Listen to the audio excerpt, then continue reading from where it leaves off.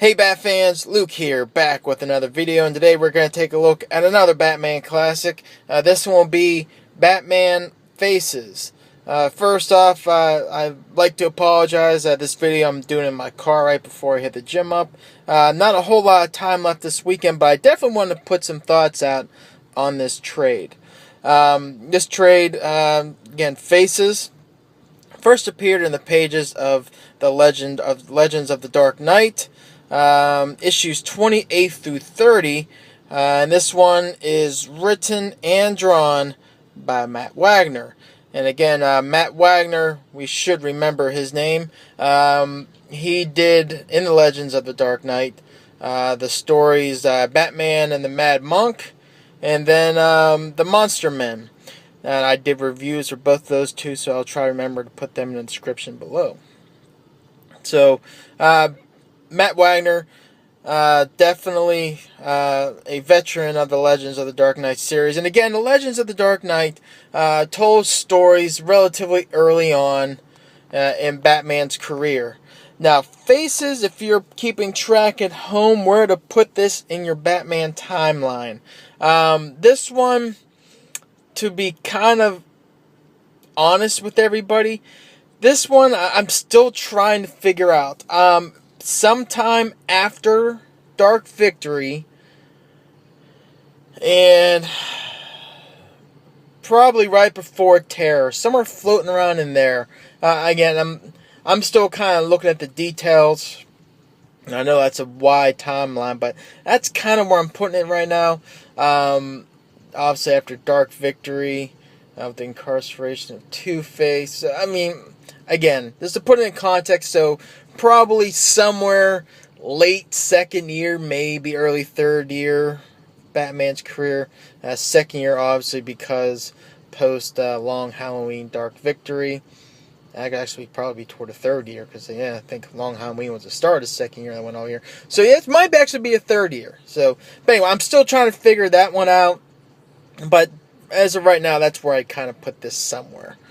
And this story, to be honest, it was an interesting one. Again, obviously a Two-Face centric story, and to kind of put it in terms of general other characters you might recognize in here, that's really about it. Obviously, Batman, and Bruce Wayne, and Commissioner Gordon. Everyone else, not really well-known characters. But that said, it was still an interesting story. And what this includes, there's basically two plots going on behind this. Also, we have the escape of Two-Face from jail, and then there is this sale that's going on between Bruce Wayne and this other individual, person who owns this property, this island. I forget the name of the island, but there's a sale of this property that's going on that Bruce obviously wants, but there's an interested party who also wants it, which we'll kind of talk about that in a minute.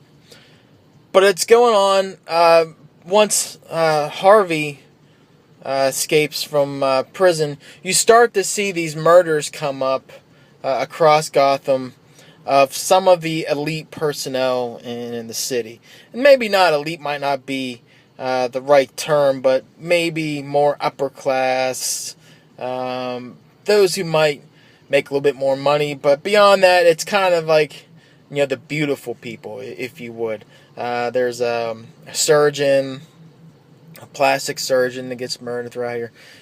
So all this is going on. In addition to that, we're starting to see all these missing person cases of some personnel that are part of local carnivals across the city. I don't want to use the term freak, even though it's mentioned in this book numerous times. And then I know that's politically incorrect to kind of put them that way, but we'll just call them carnival people. The people with the excess appendage, the hermaphrodite, the 24-inch adult that looks like a baby. It's those type of people that are missing. So this is going on again, and as that part of the story is being pulled along, there is a sale of this island, which does come full circle, in that mean, this is so old. I mean, try not to spoil it, but basically what it is, it's Two-Face. Two-Face is trying to buy this island, which he can then make kind of like the island of the Misfits, where they can all come together and be their own place. Obviously, Two-Face being a misfit himself, being a Two-Face. But it's not as simple as that. Of course, he just can't buy the island straight up. There is some shenanigans that goes on with the person that's facilitating this sale, with one of the carnival people. It's actually woven in pretty nicely. And eventually, what does happen, Batman puts the clues together. First off, you don't tick Bruce Wayne off, and he's trying to purchase something. You don't stop old Bruce, and the fact that he literally twice agreed to buy this island, but was taken away from him through the hands of Harvey, through this intermediary, kind of ticked him off. But that, in addition to the missing people, in addition to the murders, all got Batman on the case. And it is woven toward the end very well. I'm going to throw out how the ending does occur, but everything does get wrapped up in a nice little bow. And that's pretty much all I want to talk about the story. As long as you understand that it's a Two-Face centric story with all these circus folks going to buy this place. They can have their own island and kind of make it on their own and separate from the society that deems them, the freaks, if you would. And that's pretty much all I'm going to kind of lay out there. I don't want to ruin the story for you in case you want to go ahead and check it out. The writing. Matt Wagner, I always thought, reading his Batman, this is obviously the third one that I've read, Matt Wagner does tell a good story. And like I said, in this case, is no different. It's really well done. If I had to critique Matt Wagner's Batman, is that sometimes he throws in a plot point in there, and it's not really all that important, or it seems out of place. And this one, there is a couple here. As you read it through there, you'll read it, and the story's good, dialogue's good, but there'll be some plot points that just like, I don't want to say they're plot devices, but it's pretty apparent. But that's really all the bad I can really say as far as the story goes and the writing. There's a lot of hitting on the theme of duality in here. Not only duality as far as personality disorders or personality tropes, just how things are correlated together. The numbers, obviously numbers being one. Someone going from one end of town to the other, showing a pattern, obviously opposites. There's a yin and a yang on the Zeppelin that you'll see. Obviously, the Zeppelin has a pretty big part of the story to the end. But yeah, all this, the numbers of duality, 22 opposites, it's hit a lot throughout this story. And that point didn't feel like it was forced. It really did feel genuine and really emphasized the point of the part with why Harvey does what he does and the motivations or the decisions he's making. Even that could lead to his potential downfall, because it then becomes obviously a pattern that Batman is able to decipher. Again, the dialogue is good throughout. There's some French dialect in here. Not really dialect, is not the right word, but the words that are used in here throughout, there's a lot of French influence into the plot, and the way that the dialogue is written when they have those French parts. He does a really good job of obviously putting the French accent into the words, to not to a point where it becomes kind of foreign, hard to read. It actually flows pretty well in this. And Batman, you can kind of tell the way Batman's done here. This is relatively early on in his career. He hasn't figured everything out yet. I'm not saying he fails in here, but he does get captured a couple times. He is late, kind of putting the pieces together, even though he does. But this is not the Batman we know of today. So I like that feel of Batman. The art. The art, again, just like I had a criticism with Matt Wagner, it's kind of consistent in his writing. The same thing with his art.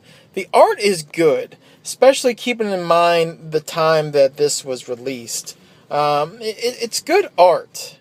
The paneling, keeping, again, in the time that it was published, I mean, this is good. It's good art.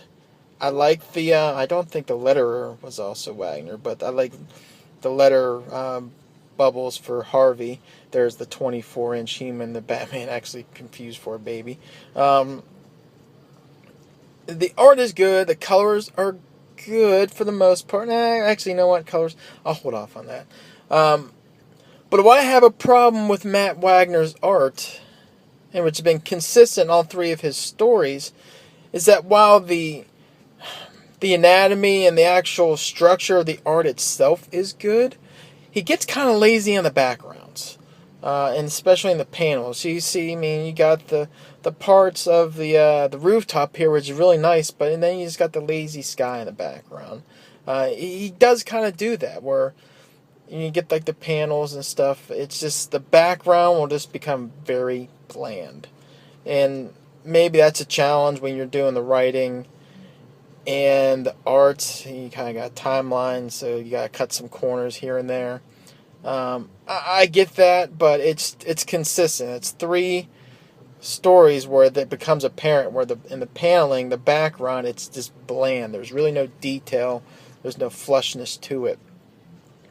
And it doesn't really hurt the story, but it just becomes apparent. It's a pattern, and you just kind of notice it, and especially when comparing it to stuff today. I know that's a hard trope to do. What you don't want to do is kind of compare it to stuff today, because the art is just so much more advanced than it was back then.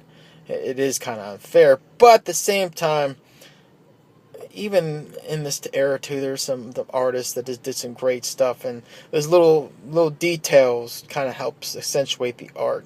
Again, while the art is good, I mean, that's pretty much the design of Two-Face you see inside.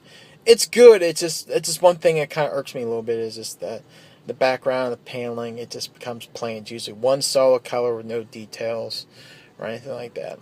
But other than that, let's see if I can find some other good pages of art in here. It was a good, solid art. The art was good.